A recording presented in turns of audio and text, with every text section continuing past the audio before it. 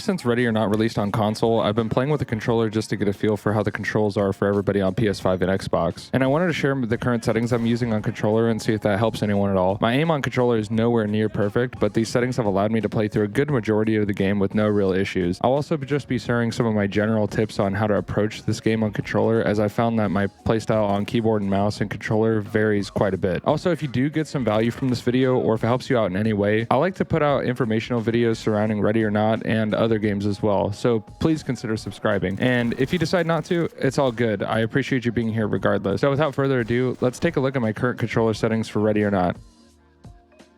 All right, so if you just want to copy my settings one for one, go ahead and feel free to just pause the video right here so you can take a look at these and copy these exactly for what they are. But I wanted to go over this kind of section by section because I do have some notes about some things. So the movement and aiming section, I have invert vertical and horizontal look turned off, obviously. Toggle ADS is disabled. I highly recommend running that. That's going to be, how it is in most first-person shooter games on controllers. So I would just recommend disabling that if it's on. And then the main one that I changed in this category was going to be the aim assist intensity.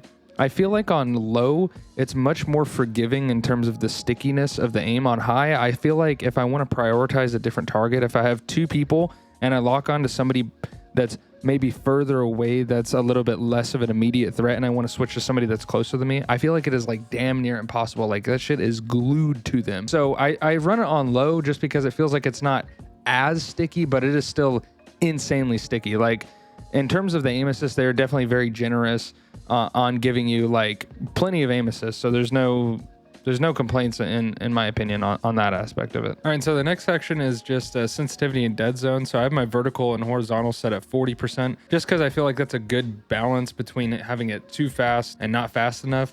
And then for my ADS sense, I have that both set at 95%. And the reason why, I know 95 might seem a little high, but this is actually a multiplier of your base vertical and horizontal sense. So I usually like just a little tiny bit of a slowdown from my base look sensitivity when I'm ADSing. I don't like a massive downturn in sensitivity when I aim in, just because I feel like it's a little jarring. So I have it set at 95%, just so that it slows down just a little bit.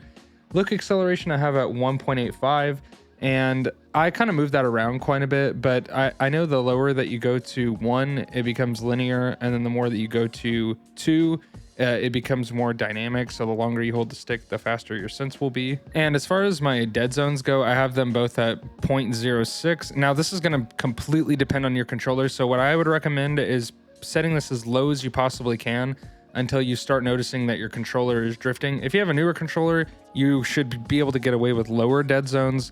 If you have an older controller that might have a little bit of drift, you might have to run slightly higher dead zones, but it just makes it a little bit easier to make very minute and very fine movements with the joysticks. And then as far as all of the extra stuff at the bottom with the DualSense wireless controller, adaptive triggers and everything like that, I just have all of that turned off. I run a DualShock 4 with the back button attachment, so none of that stuff applies to me anyways. But feel free to use whatever settings you would like in that aspect if you have a PS5 controller, if you play on PS5. But for me, I just have it all disabled. All right, so in this next section, I have pretty much everything left on default, but the only thing that I do change is the bumper and triggers layout. I don't know why it's showing an Xbox controller right here, but obviously, as I previously mentioned, I play on a PS4 controller, a DualShock 4, and I just personally find that having my aim and shoot buttons on L1 and R1 in first-person shooters specifically is a little bit more comfortable. It's a little bit faster as well because it's almost like more of a mouse click. They're basically digital, so there's no like travel between actuation and non-actuation. It's just pretty immediate. But if you play on an Xbox controller, honestly, it's just my opinion, it's way more comfortable to just use triggers. And if you have a controller that has like some sort of trigger stops and you play on Xbox, I would just recommend doing that. But even if you're on a PS5 controller, I still recommend switching to the bumpers just because they seem a little bit more fast, a little bit more immediate. All right, so under item and command wheel, I have the wheel navigation set to the left stick, as well as the wheel confirmation I have set to bumper relaxed. Not really sure what the bumper relaxed setting does, but it seems to work okay for me. And then the big one that I changed was the command menu type. I switched that to list.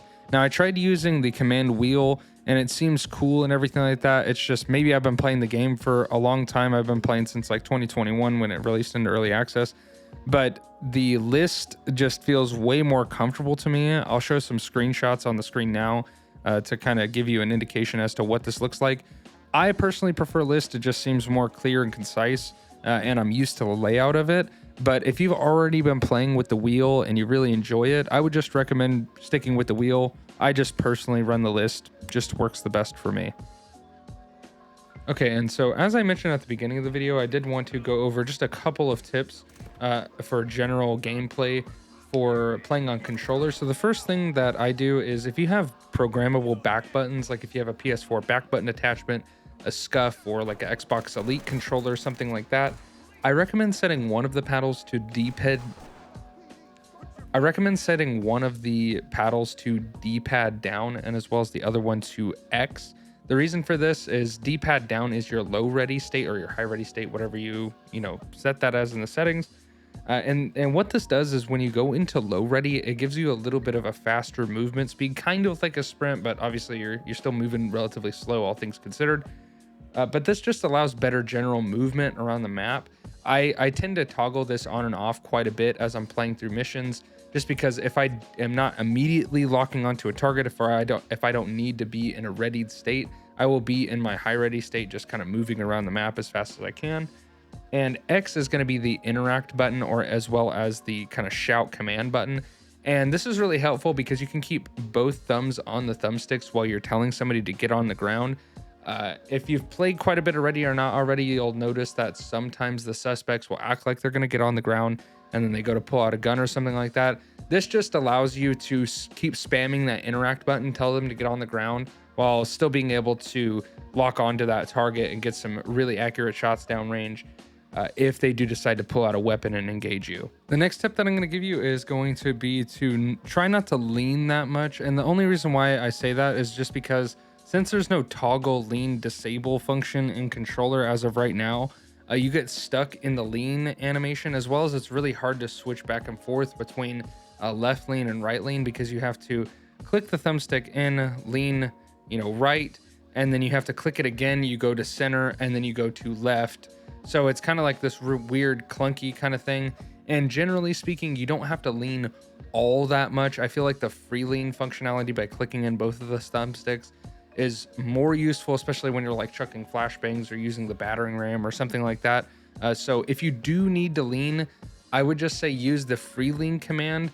And if you are going to lean, I think the best case scenario for leaning is going to be if you're holding a corner for somebody. So like if you're playing with a buddy and you got somebody 6 and you're kind of just like locked onto an angle, you can lean and kind of position most of your body behind a wall. But if you're just kind of generally room clearing, doing stuff like that, I would recommend probably staying away from leaning, just because it does affect your movement speed quite a lot. And I'd hate for you to get stuck in a situation where you just can't move quick enough if you're trying to disengage from a target really fast.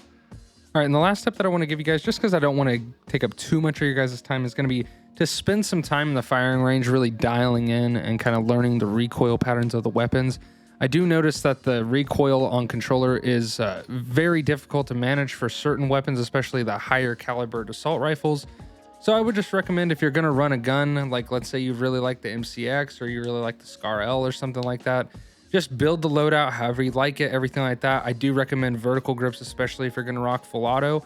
And just spend some time in the firing range, kind of dumping a few mags at the targets, kind of getting used to the recoil, everything like that.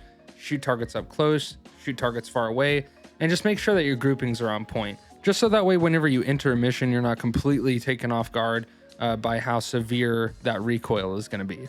And that pretty much concludes this video. If you guys have any feedback for me, or if this video helped you at all, let me know down in the comment section down below. I reply to a lot of the comments, and I appreciate all of your guys' support on the channel. I hope you guys have been enjoying Ready or Not. I know I have been. And yeah, I'll see you guys in Los Sueños. Take it easy.